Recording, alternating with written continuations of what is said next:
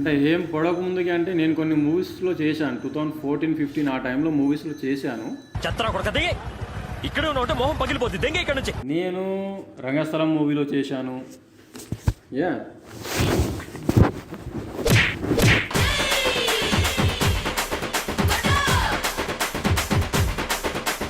ఎవరిని పడతాం వాడిని పిలుచుకొస్తారు.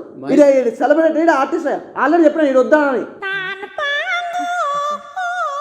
ఇప్పుడు ఎలా ఏంటి అసలు మీరు నెక్స్ట్ లెవెల్ ఏంటి అసలు నెక్స్ట్ ఏం చేద్దాం అనుకుంటున్నారు?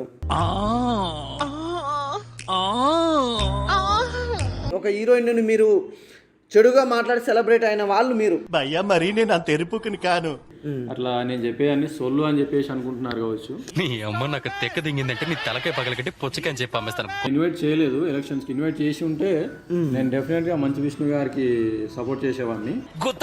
గుద్ద పలిసి కొట్టుకుంటున్నావురా.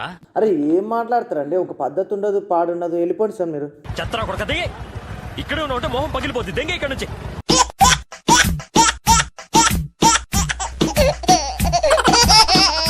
పవన్ కళ్యాణ్ సార్ గురించి కానీ రాజకీయాల గురించి కానీ అడ్డగోలిగా మాటలు మాట్లాడితే చెప్పులతోటి కొడతారు జనాలు. ఎవరికొద్దు పగల దెంగాలి? పగలు దెంగడం కాదురా, లేపి దెంగడమే. ఓకే ఓకే ఓకే అంటే రాజకీయాలు నాకు ఇంట్రెస్ట్ ఉండి వస్తుందని అంతేగాని టోటల్ గా బ్రెయిన్ దో బింది.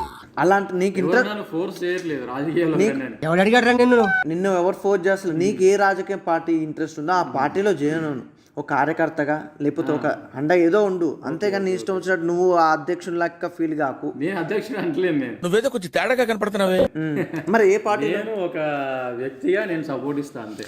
ఏంటి బాబా అన్న ఇంకోసారి అన్న? ఒక వ్యక్తిగా నేను సపోర్ట్ ఇస్తా అంతే.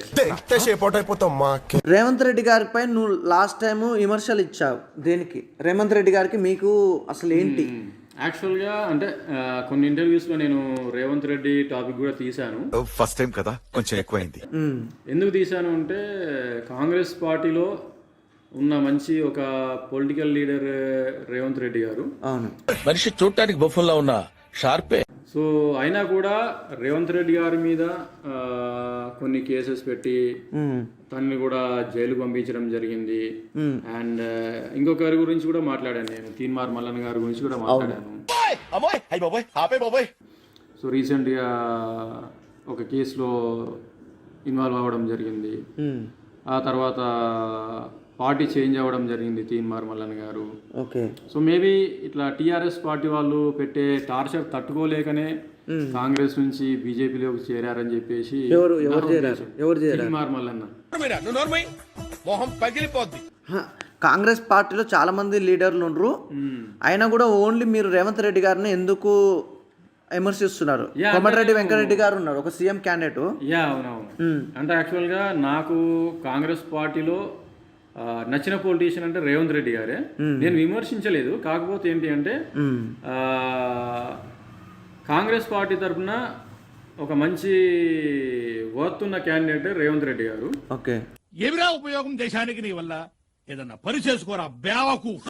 సో ఈవెన్ దో వర్త్ ఉన్నా కూడా తనని అణిచివేస్తున్నారు అనమాట.